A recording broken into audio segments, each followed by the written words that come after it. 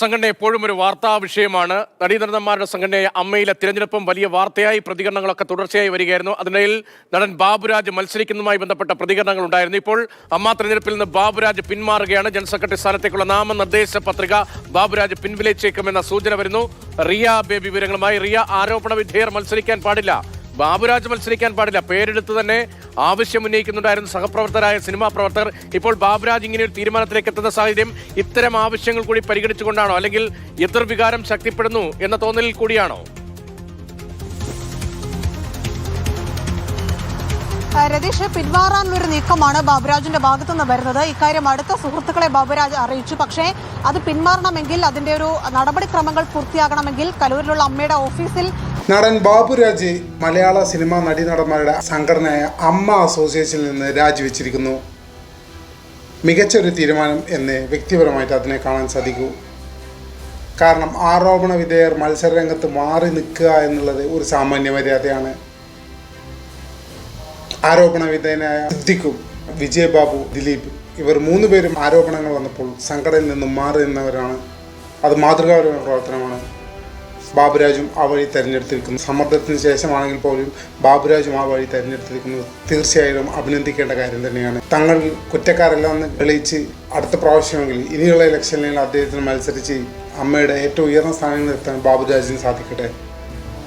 മറ്റുള്ളവർക്ക് പഴിചാരാനും കുറ്റപ്പെടുത്താനും അവസരം ഒരുക്കി കൊടുക്കാതെ കൃത്യമായ ഇടപെടൽ നടത്തി കൃത്യമായ നീക്കം നടത്തിയ ബാബുരാജിന് അഭിനന്ദനങ്ങൾ. അമ്മ സംഘടനയുടെ തെരഞ്ഞെടുപ്പാണ് അടുത്ത ആഴ്ച വരാൻ പോകുന്നത്.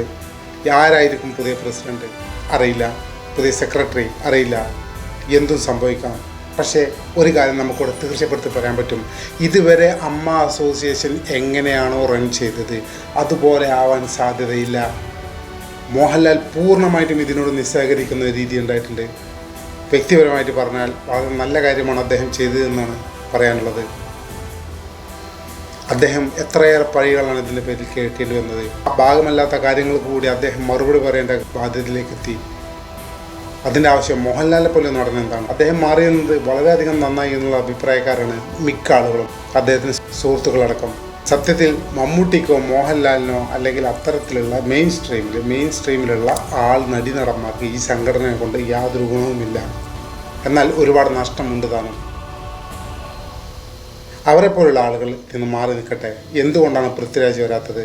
എന്തുകൊണ്ടാണ് ജയസൂര്യ വരാത്തത്? എന്തുകൊണ്ടാണ് കുഞ്ചാക്കോ ബോബൻ വരാത്തത്? സിമ്പിളാണ്. ഇത് വലിയൊരു കഷ്ടം പിടിച്ച പരിപാടിയാണ്. ആർക്കും താങ്ങാൻ വയ്യ. വെറുതെ ആരോപണങ്ങൾ കേൾക്കാൻ വയ്യ. മാറി നിൽക്കുന്നത് ഉചിതമായ തീരുമാനമാണ്. ബാബുരാജിന് അഭിനന്ദനങ്ങൾ, മോഹൻലാലിന് അഭിനന്ദനങ്ങൾ. അദ്ദേഹം പോലും അറിയാത്ത പല കാര്യങ്ങൾക്കും കൊണ്ട് തലവെക്കേണ്ട അവസ്ഥ ശ്രീ മോഹൻലാലിനുണ്ടായിട്ടുണ്ട്. അദ്ദേഹം ഇതിനോട് ഭയങ്കര ഇമോഷണലി അറ്റാച്ച് ആവുന്നതിന് വ്യക്തിപരമായിട്ട് നിരീക്ഷമായി എനിക്ക് മനസ്സിലാവുന്നത്. അതിൻ്റെ ആവശ്യമൊന്നുമില്ല. നമ്മൾ ഒരു സംഘടനയ്ക്ക് രൂപം കൊടുത്തു, അത് നല്ല രീതിയിൽ മുന്നോട്ട് പോകുന്നില്ല, അതങ്ങോട്ട് പോട്ടെ നോക്കുക, അതങ്ങോട്ട് ഒഴിവാക്കുക. നമ്മളുണ്ടാക്കിയത് എന്നും എല്ലാ കാലത്തും ഈ ഭൂമി നിലനിൽക്കണം നമ്മൾ ആഗ്രഹിക്കരുത്.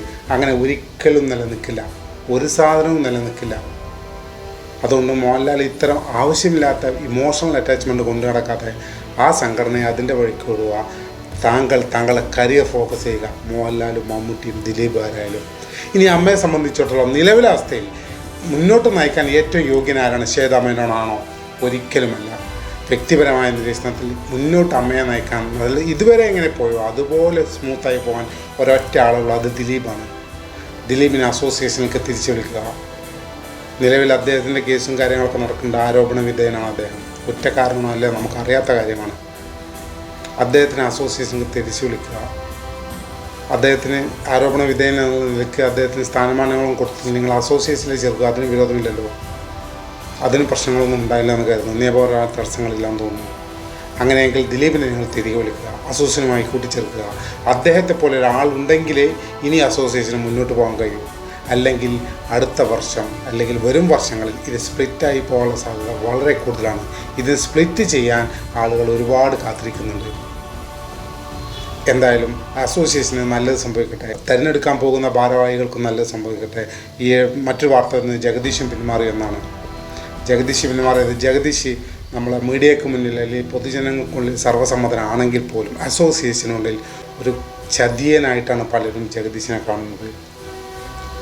കാരണം സിദ്ദീഖിനെതിരെ ആരോപണം വന്ന സമയത്ത് അമ്മ അസോസിയേഷന് ഇപ്പോൾ പത്രസമ്മേളനം നൽകരുത് എന്ന് പറഞ്ഞ് ഉപദേശിക്കുകയും 2 ദിവസം കഴിഞ്ഞ് ഇത് ജഗദീഷ് തന്നെ മീഡിയകളിൽ പോയി അമ്മ അസോസിയേഷൻ എന്തുകൊണ്ട് വാ തുറക്കുന്നില്ല എന്ന് പറയുകയും ചെയ്തു. ഈ ഇരട്ടത്താപ്പ് ജഗദീഷിന് വലിയ തിരിച്ചടിയായിട്ടുണ്ട്. ശ്രീമാൻ ജഗദീഷ് തന്ത്രശാലിയാണ്, ഒരു സംശയവും ആർക്കതിലില്ല. പക്ഷേ എവിടെ തന്ത്രം പ്രയോഗിക്കണമെന്ന് അദ്ദേഹത്തിൽ തയ്ച്ചുപോയി. വലിയ തന്ത്രശാലികൾ പൊതുവെ ഇങ്ങനെയാണ് സംഭവിക്കാറുള്ളത്. അതാണ് ജഗദീശനും സംഭവിച്ചത്. പൊളിറ്റിക്സാണ് അദ്ദേഹം ഫോക്കസ് ചെയ്യുന്നതെങ്കിൽ ഓക്കെ, അദ്ദേഹത്തിന് ഈ തന്ത്രം ഓക്കെയാണ്. പക്ഷേ അദ്ദേഹം അമ്മ അസോസിയേഷനുമായി ബന്ധപ്പെട്ട് കരിയറാണ് ഫോക്കസ് ചെയ്യുന്നതെങ്കിൽ ഈ തന്ത്രം അദ്ദേഹത്തിന് തിരിച്ചടിക്കും. ഒരു തരത്തിൽ വഞ്ചനയാണ് ജഗദീഷ് ചെയ്തിരിക്കുന്നത്, മനഃപൂർവ്വം അല്ലാതെയോ. എന്തായാലും അസോസിയേഷൻ തിരഞ്ഞെടുപ്പ് എന്താവും, ആരൊക്കെ നേതൃസ്ഥാനങ്ങളിൽ വരും, നമുക്ക് കാത്തിരിക്കാം. മറ്റൊരു വീഡിയോയുമായി മറ്റൊരു അവസരത്തിൽ കാണാം. നന്ദി, നമസ്കാരം.